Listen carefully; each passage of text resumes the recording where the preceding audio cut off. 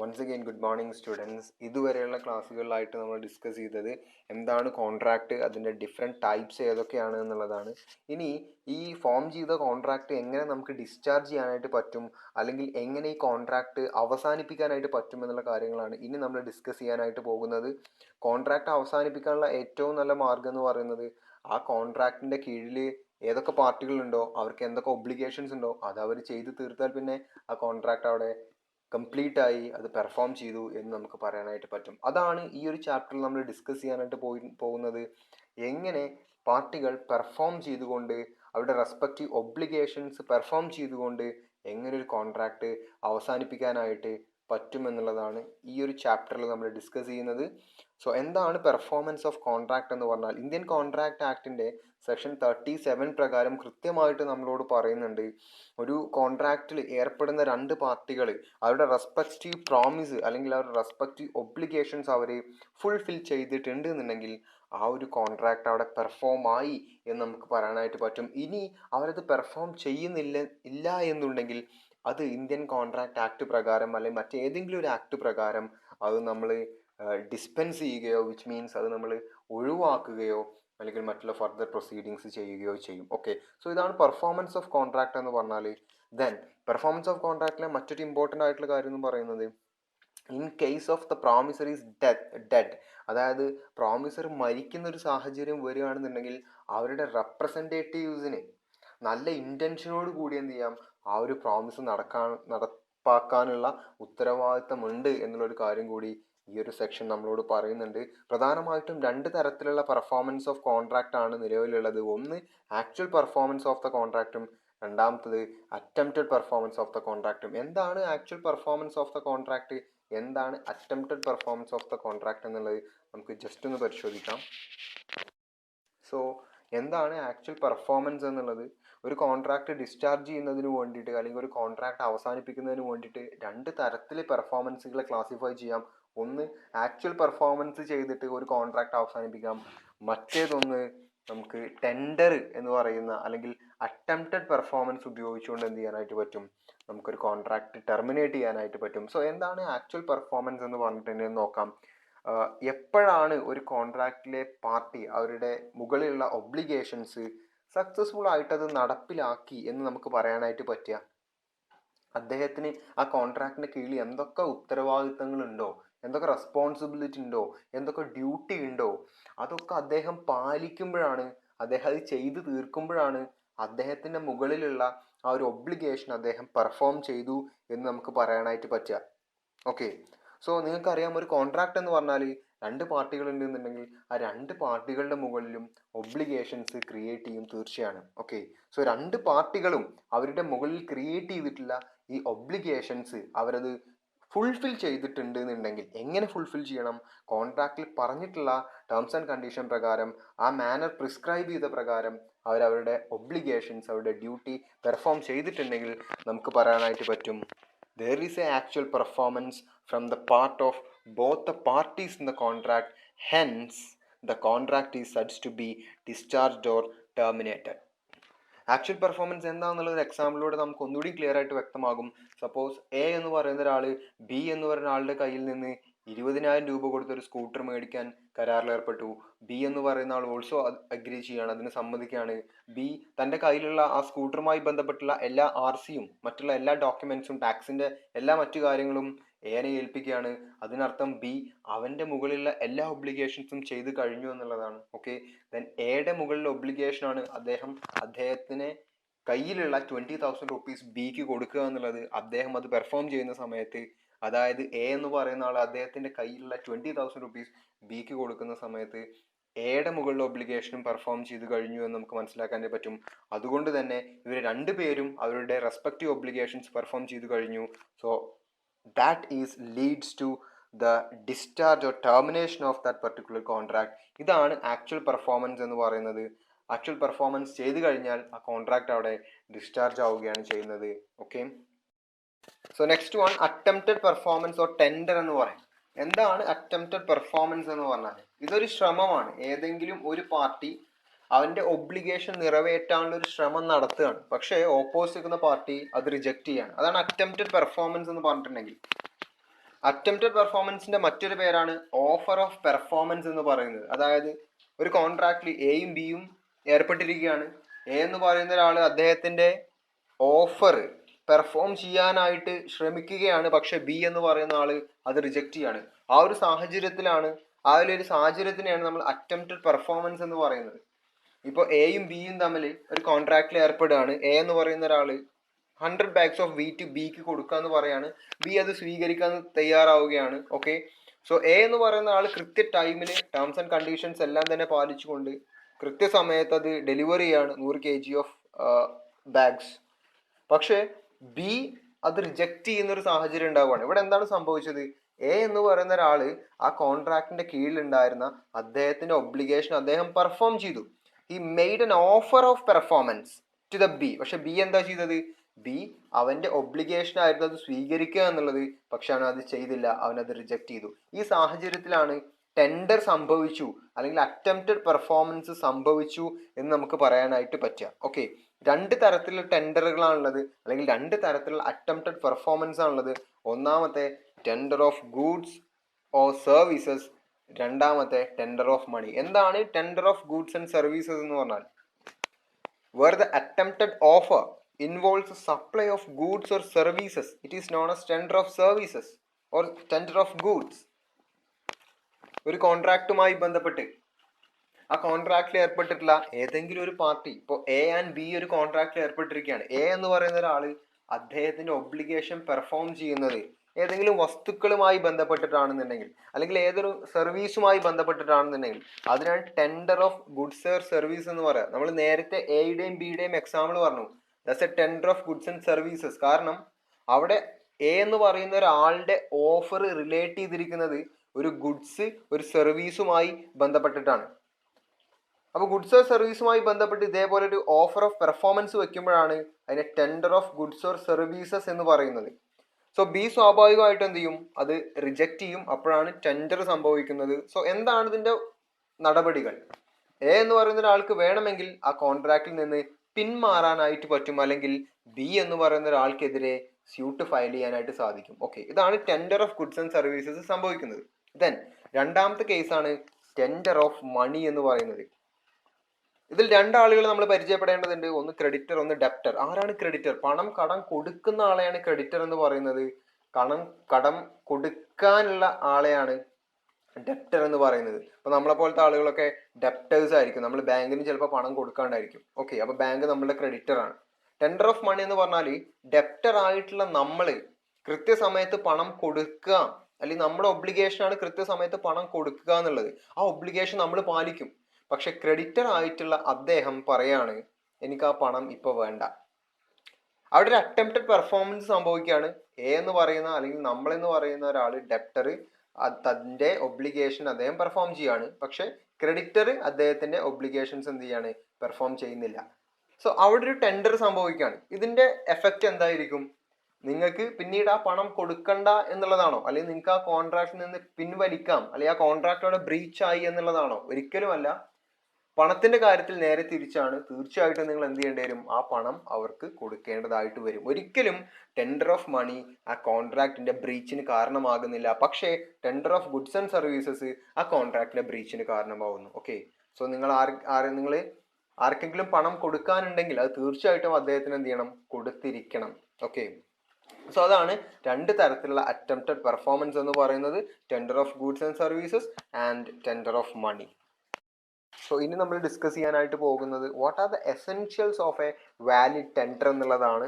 According to section 38 of Indian contract act, the following essential should be satisfied. Okay, എന്നാൽ മാത്രമേ ഇതൊരു attempted performance ആയിട്ട് നമുക്ക് കാണാനായിട്ട് പറ്റുള്ളൂ, അല്ലെങ്കിൽ ഒരു ടെൻഡർ ആയിട്ട് നമുക്ക് കൺസിഡർ ചെയ്യാനായിട്ട് പറ്റുള്ളൂ. സോ എന്തൊക്കെയാണ് ആ എസെൻഷ്യൽസ് എന്നുള്ളത് നോക്കാം.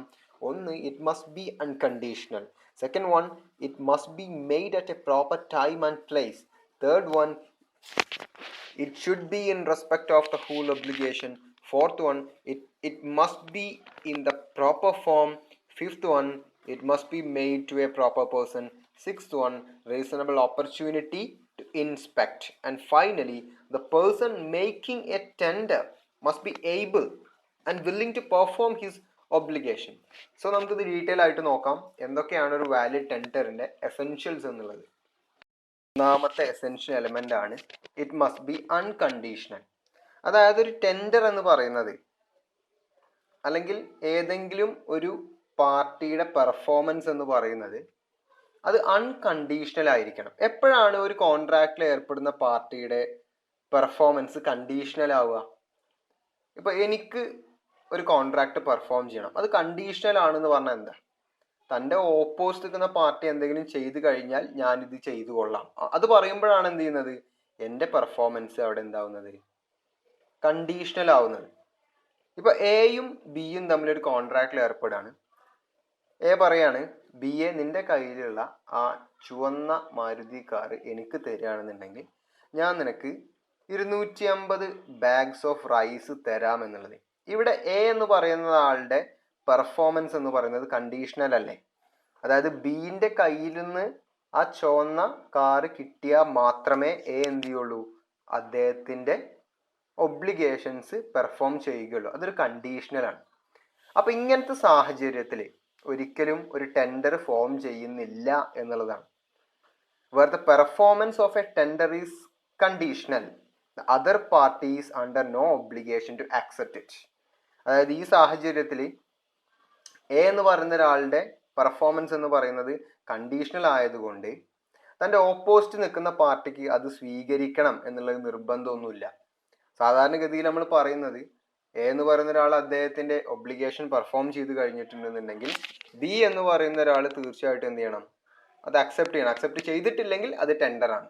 ഇവിടെ ഇത് തന്നെയാണ് സംഭവിക്കുന്നത്. എ എന്ന് പറയുന്ന ഒരാൾ അദ്ദേഹത്തിന്റെ ഓഫർ അല്ലെങ്കിൽ ഓഫർ ഓഫ് പെർഫോമൻസ് അറിയിക്കുകയാണ്, ബി അത് റിജക്റ്റ് ചെയ്യാണ്. പക്ഷെ അതെന്ത് ചെയ്യില്ല, അത് ടെൻഡർ ആയിട്ട് നമ്മൾ പരിഗണിക്കില്ല. കാരണം എന്താണ്, ടെൻഡർ എന്ന് പറയുന്നത് അൺകണ്ടീഷണൽ ആയിരിക്കണം. ഇവിടെ എയുടെ പ്രവൃത്തി എന്താണ്, ദാറ്റ് ഈസ് കണ്ടീഷണൽ. ബിന്റെ കയ്യിൽ നിന്ന് കിട്ടിയാൽ മാത്രമല്ലേ എ എന്ത് കൊടുക്കുള്ളൂ, 250 ബാഗ് കൊടുക്കുള്ളൂ റൈസിന്റെ. So that is conditional. അപ്പൊ പറഞ്ഞു വന്നത് ഒരു ടെൻഡർ എന്ന് പറയുന്നത് എന്തായിരിക്കണം, ഇറ്റ് മസ്റ്റ് ബി അൺകണ്ടീഷണൽ. രണ്ടാമത്തെ എസെൻഷ്യൽ എലമെന്റ് ആണ് it must be made at proper time and place. അതായത് ഒരു കോൺട്രാക്ട് ഫോം ചെയ്യുന്ന സമയത്ത് അതിൽ കൃത്യമായിട്ട് പറഞ്ഞിട്ടുണ്ടായിരിക്കും ഏത് സമയത്താണ് ഈ കോൺട്രാക്ട് പെർഫോം ചെയ്യേണ്ടത്, ഏത് സ്ഥലത്ത് വെച്ചിട്ടാണ് ഈ കോൺട്രാക്ട് പെർഫോം ചെയ്യേണ്ടതെന്ന് കൃത്യമായി പറഞ്ഞിട്ടുണ്ടാവും. ഇനി അങ്ങനെ മെൻഷൻ ചെയ്യാത്ത സാഹചര്യമുണ്ട് എന്നുണ്ടെങ്കിൽ അത് കൃത്യമായിട്ട് ഒരു പ്രോപ്പർ ടൈമിൽ അതെന്ത് ചെയ്യേണ്ടി വരും, അത് നമ്മൾ മെയ്ഡ് ചെയ്യേണ്ടി വരും, ഓഫർ നമ്മൾ പെർഫോം ചെയ്യേണ്ടി വരും. ആ സമയം എത്രയാണ് എന്നുള്ളത് അല്ലെങ്കിൽ എപ്പോഴാണെന്നുള്ളത് ആ ഒരു കോൺട്രാക്റ്റിന്റെ സർക്കംസ്റ്റാൻസസ് അതിന്റെ നാച്ചർ അനുസരിച്ചിരിക്കും. ഓക്കെ, പറഞ്ഞു വന്നത് നമ്മൾ ഈ ടെൻഡർ മെയ്ഡ് ചെയ്യേണ്ടത് അല്ലെങ്കിൽ ആൻ അറ്റംപ്റ്റഡ് പെർഫോമൻസ്, ഒരാളുടെ ഭാഗത്തു നിന്നുള്ള പെർഫോമൻസ് നടക്കേണ്ടത് കൃത്യമായ ടൈമിലായിരിക്കണം, കോൺട്രാക്റ്റിൽ പറഞ്ഞിട്ടുള്ള ടൈമിനായിരിക്കണം, കോൺട്രാക്റ്റിൽ പറഞ്ഞിട്ടുള്ള പ്ലേസിനായിരിക്കണം. അല്ലെങ്കിൽ അതൊരു വാലിഡ് ടെൻഡർ അല്ല, അല്ലെങ്കിൽ ഒരു വാലിഡ് അറ്റംപ്റ്റഡ് പെർഫോമൻസ് അല്ല. ഇപ്പോൾ എ എന്ന് പറയുന്ന ഒരാൾ ബി എന്ന് പറയുന്ന ഒരാൾക്ക് 10,000 രൂപ കൊടുക്കാണ്ട് ഒരു കോൺട്രാക്റ്റിൽ പറഞ്ഞിരിക്കുന്നത് ബി പറഞ്ഞിരിക്കുന്നത് ഈ 10,000 രൂപയും മെയ് 31 വരെയുള്ള ഇൻട്രസ്റ്റും കൂട്ടിച്ചേർത്തുകൊണ്ട് മെയ് 31 നമുക്ക് ഈ കോൺട്രാക്ട് അവസാനിപ്പിക്കാം, അന്ന് നീ എനിക്ക് തന്നാൽ മതി എന്ന് ബി പറയാണ്. എ എന്ത് ചെയ്യാണ്, അത്ര വരെയൊന്നും കാത്തു നിന്നില്ല. മാർച്ച് 31 തന്നെ, മാർച്ച് 31 വരെയുള്ള ഇൻട്രസ്റ്റും 10,000 രൂപ എടുത്ത് നേരെ ബിന്റെ അടുത്തേക്ക് ചെല്ലുകയാണ്. ബി എന്ത് ചെയ്യാണ്, അത് റിജക്റ്റ് ചെയ്യാണ്. അപ്പൊ ഈ സാഹചര്യത്തിൽ എ അദ്ദേഹം ഒരു പെർഫോമൻസ്, അദ്ദേഹത്തിന്റെ ഓഫർ ഓഫ് പെർഫോമൻസ് അദ്ദേഹം ചെയ്തു, ഒരു ടെൻഡർ ചെയ്തു. പക്ഷേ ബി അത് റിജക്റ്റ് ചെയ്യാണ്. ഇതൊരു വാലിഡ് ടെൻഡർ ആണോ? വാലിഡ് ടെൻഡർ അല്ല. കാരണം കൃത്യമായി മെയ് 31 എ ഇങ്ങനെ ചെയ്തിരുന്നതെങ്കിൽ ബി റിജക്റ്റ് ചെയ്യുകയാണെന്നുണ്ടെങ്കിൽ അതൊരു വാലിഡ് ടെൻഡർ ആയേനെ. പക്ഷേ ഇവിടെ കൃത്യസമയത്തല്ല എ എന്ത് ചെയ്യുന്നത്, അദ്ദേഹത്തിന്റെ ഒബ്ലിഗേഷൻ പെർഫോം ചെയ്യുന്നത്. അതുകൊണ്ട് തന്നെ ഇത് എന്തല്ല, it's not a valid tender. ഇത് മാത്രമല്ല കേട്ടോ, മറ്റൊരു ഉദാഹരണം പറയാം. ഇപ്പൊ എ എന്ന് പറയുന്ന ഒരാള് 500 kg ഓഫ് റൈസ് ബിക്ക് അദ്ദേഹത്തിന്റെ ബിന്റെ വെയർ ഹൗസിൽ വെച്ചിട്ട് കൊടുക്കാമെന്ന് പറഞ്ഞ് കോൺട്രാക്റ്റിൽ ഏർപ്പെടുകയാണ്. അപ്പോൾ ഇങ്ങനത്തെ ഒരു സാഹചര്യത്തിൽ എ എന്ന് പറയുന്ന ഒരാൾ ബിന്റെ വെയർ ഹൗസിൽ വെച്ചിട്ട് തന്നെ എന്ത് ചെയ്യണം, ഈ പ്രോഡക്റ്റ് അതായത് 500 kg ഓഫ് റൈസ് എന്ത് ചെയ്യണം, ഡെലിവറി ചെയ്യണം. എന്നാൽ മാത്രമേ ഒരു വാലിഡ് ടെൻഡർ അവിടെ നിലനിൽക്കുകയുള്ളൂ. വേറെ ഏതെങ്കിലും ചന്തയിൽ കൊണ്ടുപോയിട്ടാണ് ഡെലിവറി ചെയ്യുന്നതെങ്കിലോ there will be no valid tender. Okay, so tender എന്ന് പറയുന്നത് കോൺട്രാക്റ്റിൽ പറഞ്ഞ സമയത്തായിരിക്കണം, പറഞ്ഞ സ്ഥലത്തായിരിക്കണം, അവിടെ വെച്ചിട്ടായിരിക്കണം ഇതിൻ്റെ പെർഫോമൻസ് നടക്കേണ്ടത്. Next one, it should be in respect of the whole obligation. ഞാൻ പറഞ്ഞു ഒരു കോൺട്രാക്റ്റിന്റെ കീഴിൽ എക്ക് കുറേ ഒബ്ലിഗേഷൻ ഉണ്ട്, ബിക്ക് കുറേ ഒബ്ലിഗേഷൻ ഉണ്ട്. അപ്പൊ ഇത് പെർഫോം ചെയ്യുന്ന സമയത്ത് ഈ ഒബ്ലിഗേഷൻ മുഴുവനായിട്ട് പെർഫോം ചെയ്യണം, പകുതി പെർഫോം ചെയ്യാനായിട്ട് പറ്റില്ല. പകുതി പെർഫോം ചെയ്യുകയാണെന്നുണ്ടെങ്കിൽ അതൊരു വാലിഡ് ടെൻഡർ അല്ല. അദ്ദേഹത്തിന്റെ മുഴുവൻ ഒബ്ലിഗേഷൻ എന്ത് ചെയ്യണം, പെർഫോം ചെയ്തിരിക്കണം. എന്നാൽ ടേംസ് ആൻഡ് കോൺട്രാക്റ്റിലെ ചെറിയ ചെറിയ ഡീവിയേഷൻസ് ഒരിക്കലും ഇതുപോലെ ടെൻഡർ ഇൻവാലിഡ് ആക്കില്ല. ഇപ്പോ എ എന്ന് പറയുന്ന ഒരാള് അദ്ദേഹം ബി എന്ന് പറയുന്ന ഒരാൾക്ക് 510 ബാഗ്സ് ഓഫ് റൈസ് കൊടുക്കാമെന്ന് പറഞ്ഞിട്ടൊരു എഗ്രിമെന്റിൽ ഏർപ്പെടുകയാണ്. പക്ഷേ എ എന്ന് പറയുന്ന ഒരാൾ 500 ബാഗേ കൊടുത്തുള്ളൂ. ഇങ്ങനത്തെ സാഹചര്യത്തിൽ നിങ്ങൾക്ക് മനസ്സിലാവും, അതായത് എ എന്ന് പറയുന്ന ആൾ അദ്ദേഹത്തിന്റെ ഫുൾ ഒബ്ലിഗേഷൻ അവിടെ പെർഫോം ചെയ്തിട്ടില്ല. ഒരു 10 രൂപയുടെ മാറ്റമുണ്ട്, ഒരു 10 kg അല്ലെങ്കിൽ 10 ബാഗ്സിന്റെ മാറ്റമുണ്ട്. പക്ഷെ ഇതൊരു ചെറിയ ഡീവിയേഷനാണ്. അതുകൊണ്ട് തന്നെ ഇവിടെ ടെൻഡർ ഇൻവാലിഡ് ആണ് എന്ന് നമുക്ക് പറയാനായിട്ട് പറ്റില്ല. എന്നാൽ ഈ 510 ബാഗ് കൊടുക്കേണ്ടടുത്ത് 600 ബാഗാണ് ഡെലിവറി ചെയ്തത്, അല്ലെങ്കിൽ 200 ബാഗാണ് ഡെലിവറി ചെയ്തതെന്ന് പറഞ്ഞാൽ എന്താണ്, there is A huge mistake in the terms of contract. ആ സമയത്ത് എന്താണ്, ആ ടെൻഡർ ഇൻവാലിഡ് ആവുകയും ചെയ്യും. പറഞ്ഞു വന്നത് ഇത് തന്നെയാണ്. അതായത് ഒരു കോൺട്രാക്റ്റിന്റെ കീഴിൽ എക്കും ബിക്കും ഒരുപാട് ഒബ്ലിഗേഷൻസ് ഉണ്ടാവും. അപ്പോൾ അത് പെർഫോം ചെയ്യുന്ന സമയത്ത് അത് മുഴുവനായിട്ട് പെർഫോം ചെയ്യാനായിട്ട് ശ്രദ്ധിക്കണം. മുഴുവനായിട്ട് പെർഫോം ചെയ്താൽ മാത്രമേ അതൊരു വാലിഡ് ടെൻഡർ ആവുകയുള്ളൂ എന്നുള്ളതാണ്. ഫൈനലി ഇനി നമ്മൾ പറയാനായിട്ട് പോകുന്നത് കുറച്ച് എസെൻഷ്യൽ എലമെന്റ്സ് കൂടി ഉണ്ട്. ദെൻ അത് നമുക്ക് ജസ്റ്റ് ഒന്ന് നോക്കാം. It must be in the proper form. അതായത് ഒബ്ലിഗേഷൻ നമ്മൾ മെയ്ഡ് ചെയ്യേണ്ടത് കോൺട്രാക്റ്റിൽ പറഞ്ഞിട്ടുള്ള റീസണബിൾ ഫോമിലായിരിക്കണം. അതായത് എയും ബി ഒരു കോൺട്രാക്റ്റിൽ ഏർപ്പെടുകയാണ്. എ ബിക്ക് കുറച്ച് പൈസ കൊടുക്കുകയാണ്. സപ്പോസ് 1 ലക്ഷം രൂപ കൊടുക്കാണ്ടെന്ന് വിചാരിക്കുക. സോ ഇതൊരു പ്രോപ്പർ ഫോമിലായിരിക്കണം ഈ പൈസ ഡെലിവർ ചെയ്യാനായിട്ട്. റീസണബിൾ ഫോമിലാണ് ഈ പൈസ ഡെലിവർ ചെയ്യേണ്ടത്. 1 ലക്ഷം രൂപ ഫുള്ള് കോയിൻസ് ആയി കൊടുത്താലോ അത് ചിലപ്പോൾ ബി എന്ന് പറയുന്ന ആള് അത് അക്സെപ്റ്റ് ചെയ്യില്ല. എന്ന് കരുതിയത് ഒരു ടെൻഡർ ആണ് എന്ന് നമുക്ക് പറയാനായിട്ട് പറ്റില്ല. കാരണം കൃത്യമായിട്ട് പ്രോപ്പർ ഫോമിലായിരിക്കണം എന്ത് ചെയ്യേണ്ടത്, ടെൻഡർ നടക്കേണ്ടത്. 1 ലക്ഷം രൂപ കൊടുക്കുകയാണെന്നുണ്ടെങ്കിൽ കൃത്യമായി നോട്ടുകളായിട്ട് വേണം എന്ത് ചെയ്യാൻ 1 ലക്ഷം രൂപ കൊടുക്കാൻ. Next one, it must be made to a proper person. എന്താണ് ഇതിനർത്ഥം? നമ്മൾ ടെൻഡർ മെയ്ഡ് ചെയ്യുന്ന സമയത്ത് കൃത്യമായിട്ടുള്ള ആൾക്കെതിരെ വേണം നമ്മളെ ഓഫർ ഓഫ് പെർഫോമൻസ് വെക്കാനായിട്ട്. ഇപ്പൊ എയും ബിയും ഒരു കോൺട്രാക്റ്റിൽ ഏർപ്പെടാണ്. A performance offer of performance വെക്കേണ്ടത് കൃത്യമായിട്ട് ബിക്ക് എതിരെ ആയിരിക്കണം, ബിനോടായിരിക്കണം ഇത് പറയേണ്ടത്, അല്ലെങ്കിൽ ബിക്ക് ആയിരിക്കണം ഗുഡ്സ് ഡെലിവറി ചെയ്യേണ്ടത്. ഓക്കെ, ഇനി ഒന്നിൽ കൂടുതൽ പ്രോമിസീസ് ഉണ്ടെങ്കിലോ അവർക്ക് ആർക്കെങ്കിലും ഒരാൾക്ക് എന്ത് ചെയ്താൽ മതി, ഇതേപോലെ ടെൻഡർ മെയ്ഡ് ചെയ്താൽ മതി. സോ ഒരുപാട് ആളുകൾക്ക് മെയ്ഡ് ചെയ്താലും പ്രോമിസീസ് ഒരുപാട് ഉണ്ടെങ്കിൽ അത് ഒരാൾക്ക് മെയ്ഡ് ചെയ്താലും ഒരുപോലെ തന്നെയാണ് എന്നുള്ളതാണ്. അടുത്ത point, reasonable opportunity to inspect. സാധാരണ കോൺട്രാക്റ്റിലെല്ലാം തന്നെ ഇപ്പോൾ എ എന്ന് പറയുന്ന ഒരാളൊരു പെർഫോമൻസ് മെയ്ഡ് ചെയ്തിട്ടുണ്ടെങ്കിൽ അത് ബി ഉദ്ദേശിച്ച കാര്യം തന്നെ അല്ലേ അദ്ദേഹം പെർഫോം ചെയ്തത് എന്ന് ചെക്ക് ചെയ്യാനായിട്ടുള്ള ഒരു റൈറ്റ് ബിക്കുണ്ട്. ആ സെയിം കാര്യം നമ്മുടെ ടെൻഡറിന്റെ കാര്യത്തിലുണ്ട്. എയും ബിയും തമ്മിൽ കോൺട്രാക്റ്റിൽ ഏർപ്പെടാണ്. എ ഒരു ടെൻഡർ മെയ്ഡ് ചെയ്യാണ്, ബി റിജക്ട് ചെയ്യാണ്. പക്ഷെ ബിക്ക് ഒരു അവസരമുണ്ട്. എന്തിനുള്ള അവസരമാണ്? അതായത് ബി ഉദ്ദേശിച്ചിട്ടുള്ള അല്ലെങ്കിൽ കോൺട്രാക്റ്റിൽ പറഞ്ഞിട്ടുള്ള കാര്യം തന്നെയാണ് എ ചെയ്തിട്ടുള്ളത് എന്ന് ചെക്ക് ചെയ്യാനായിട്ടുള്ള ഒരു ഓപ്പർച്യൂണിറ്റി, ഒരു റൈറ്റ് ബിക്ക് ഉണ്ട്. ഓക്കെ, അങ്ങനത്തെ റൈറ്റ് ഉണ്ടെങ്കിൽ മാത്രമേ അത് എന്ത് ചെയ്യുള്ളൂ, ഒരു വാലിഡ് ടെൻഡർ ആവുകയുള്ളൂ. ഓക്കെ, ദെൻ അടുത്തത് ഫൈനലി ആണ്, the person making a tender must be able and willing to perform his obligation. അതായത് ആരാണോ ടെൻഡർ മെയ്ഡ് ചെയ്യുന്നത് ആ വ്യക്തിക്ക് അദ്ദേഹത്തിന് ഒബ്ലിഗേഷൻ പെർഫോം ചെയ്യാനായിട്ട് താല്പര്യം ഉണ്ടായിരിക്കണം, അദ്ദേഹത്തിന് അതിനുള്ള കഴിവ് ഉണ്ടായിരിക്കണം. ഇപ്പൊ എയും ബിയും തമ്മിലാണ് കോൺട്രാക്ട് എങ്കിൽ എ ആണ് ടെൻഡർ മെയ്ഡ് ചെയ്യുന്നതെങ്കിൽ അദ്ദേഹത്തിന് അതിൽ എബിലിറ്റി ഉണ്ടാവണം. അദ്ദേഹത്തിന്റെ ഒബ്ലിഗേഷൻസ് പെർഫോം ചെയ്യാൻ വില്ലിങ് ആയിരിക്കണം എന്നുള്ളതാണ്. അല്ലെങ്കിൽ അതൊരിക്കലും ഒരു വാലിഡ് ടെൻഡർ അല്ല. ഓക്കെ, സോ നമ്മൾ ഡിസ്കസ് ചെയ്തത് എന്താണ് ടെൻഡർ, അതുപോലെ തന്നെ what are the essential of a valid tender എന്നുള്ളതാണ്.